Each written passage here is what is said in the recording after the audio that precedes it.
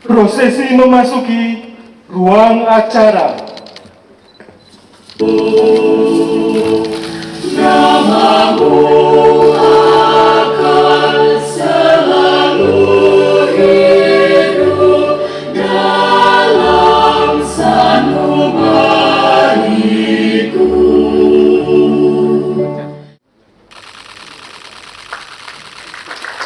Kita beri tepuk tangan yang meriah.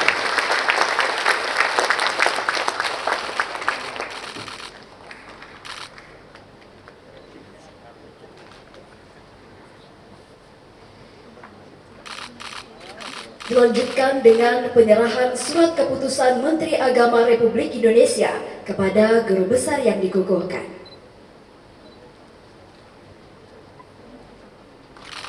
Sekali lagi hadirin, kita beri apresiasi yang meriah, mengucapkan selamat atas dikukuhkannya menjadi guru besar Profesor Dr. Haji Muhammad Asrorun Ni'am MA.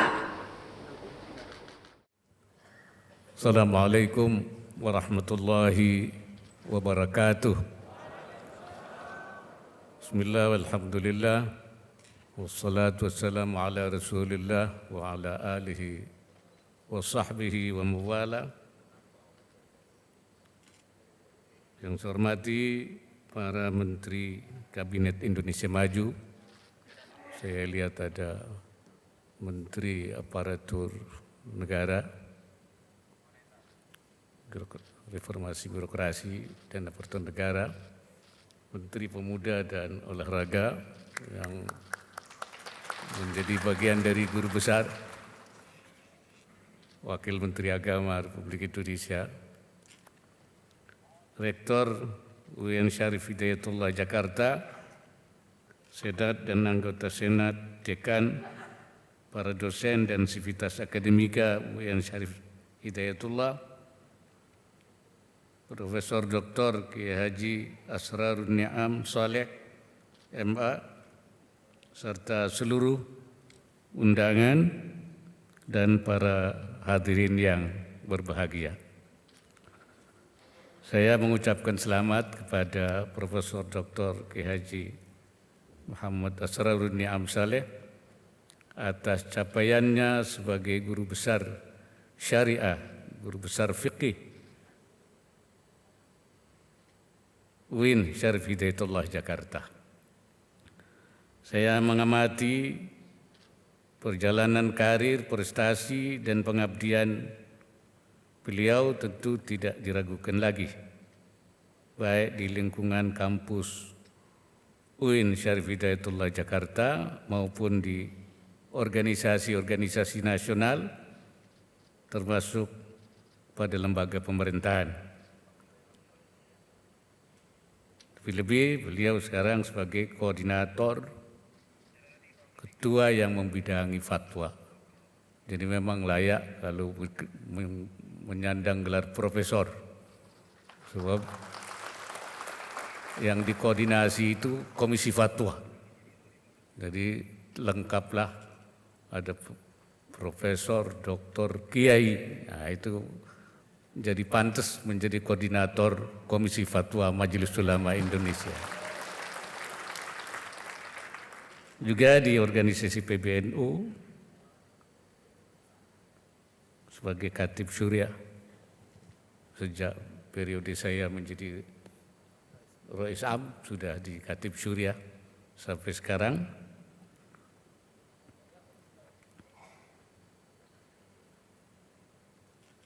Juga di Pimpinan Pusat Masyarakat Ekonomi Syariah, MES. Beliau dikenal sebagai cendekiawan muda inspiratif karena memiliki pribadi yang cerdas, gerak cepat, ulet, mempunyai spirit yang tinggi untuk mendorong lahirnya karya dan inovasi generasi muda. Juga dikenal sebagai tokoh ikon perlindungan anak. Ini beliau ini.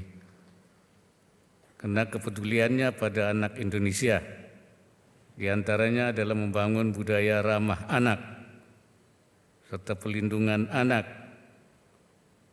dan sempat menjalankan amanah sebagai Ketua KPAI pada tahun 2014.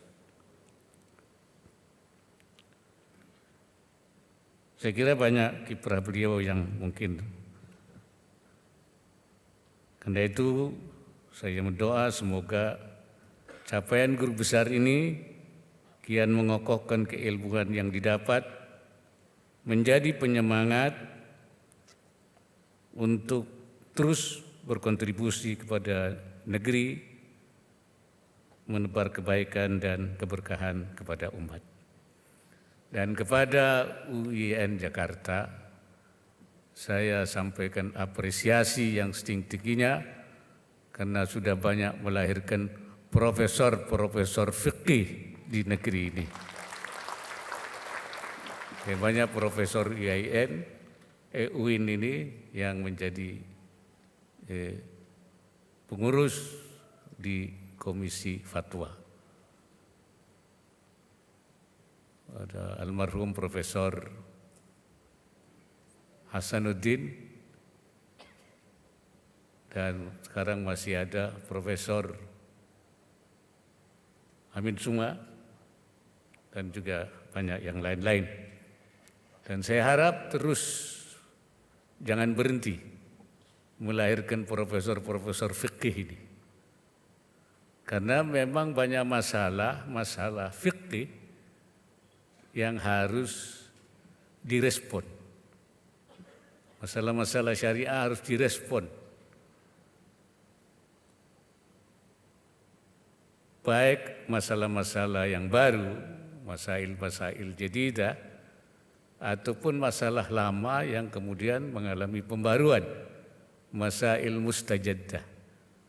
Baik yang menyangkut masalah politik, ekonomi, sosial maupun budaya, baik yang sifatnya domestik maupun juga yang bersifat global.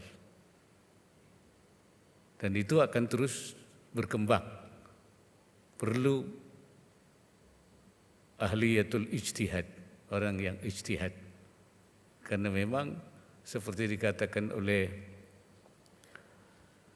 Imamul Haramain, fa inna ma'zama syariah sadara minal ijtihad. Kebanyakan syariah itu lahirnya dari ijtihad. Wan nusus la tafi bil ushri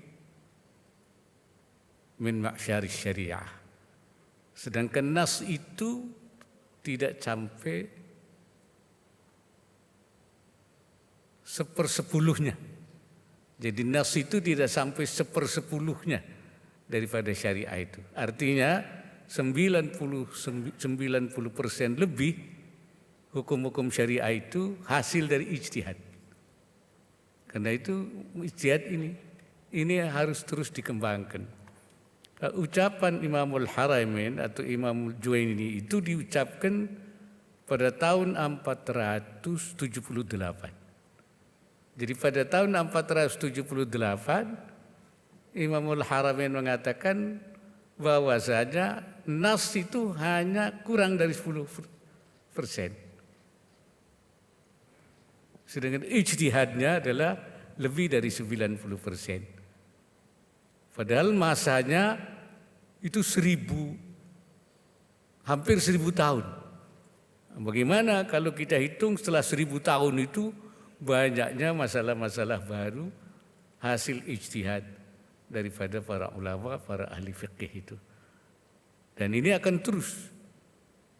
Kita belum menghitung sekarang ini nas itu tinggal berapa persennya daripada hasil ijtihad itu. Ada masalah-masalah ekonomi syariah, ada masalah-masalah sosial, ada masalah hubungan antar bangsa, hubungan antar agama, hubungan, dan berbagai macam masalah sekarang muncul yang harus disikapi. Yang tadi disebut oleh Profesor Niam di Komisi Fatwa itu sudah sekian banyak masalah. Dan yang akan dihadapi juga sekian banyak masalah. Kenapa memerlukan ahli-ahli fikih yang pandai berijtihad?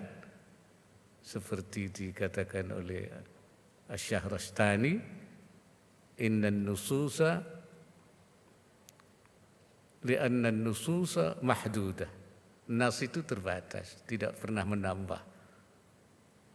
Walakinnal hawadits wan nawazil ghairu mahdudah.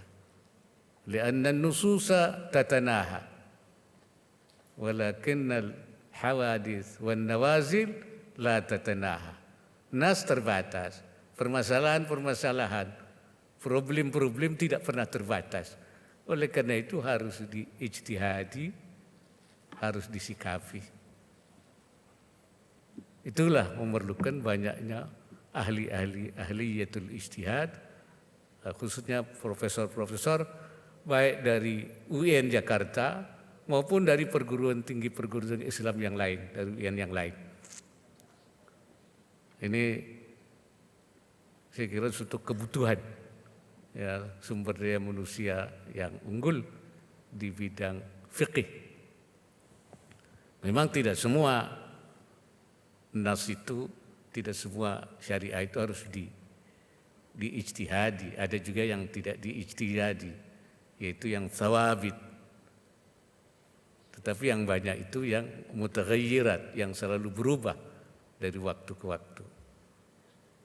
Imam Al-Ghazali mengatakan bahwasanya inna wujub salawatil khams waz zakawat wa mattafaqat alaihi al-ummah min jaliyati syar'i fi adillatun qat'iyyah ya'tamu fiha al-mukhalif falaysa dhalika mahallal ijtihad. Adapun salat yang 5, yang zakat yang disepakati oleh umat, yang sudah maklumun bid-daruri atau bid-darurah dan dalilnya qat'i dan tidak boleh menyalahi, itu bukan mahallal ijtihad, itu bukan wilayah ijtihad. Tapi justru yang banyak itu adalah wilayah-wilayah ijtihad. Itulah sebabnya saya katakan penting terus dibangun. Masalah-masalah yang kita hadapi di tingkat nasional saja yang harus direspon, baik diminta oleh pemerintah karena pemerintah memerlukan pandangan ulama, maupun juga diminta oleh umat, ya, itu banyak sekali. Dan itu menjadi panduan bagi masyarakat, sehingga masyarakat ada panduan untuk menjalankan syariatnya sesuai dengan apa yang dituntunkan oleh agama. Barangkali itu yang dapat saya sampaikan dalam kesempatan yang berbaik ini. Sekali lagi saya sampaikan selamat, turut bersyukur, bergembira atas raihan akademik tertinggi yang diperoleh oleh Profesor Dr. Kiai Haji Asrarun Ni'am Saleh MA. Semoga Allah Subhanahu wa taala senantiasa memberikan inayahnya dan meridai segala ikhtiar yang kita lakukan, dan semoga capaian guru besar ini kian mengokohkan keilmuan yang didapat, menjadi penyemangat sekali lagi untuk terus berkontribusi kepada bangsa, kepada negara, kepada agama. Wallahul muwaffiq ila aqwamit thariq. Wassalamualaikum warahmatullahi wabarakatuh.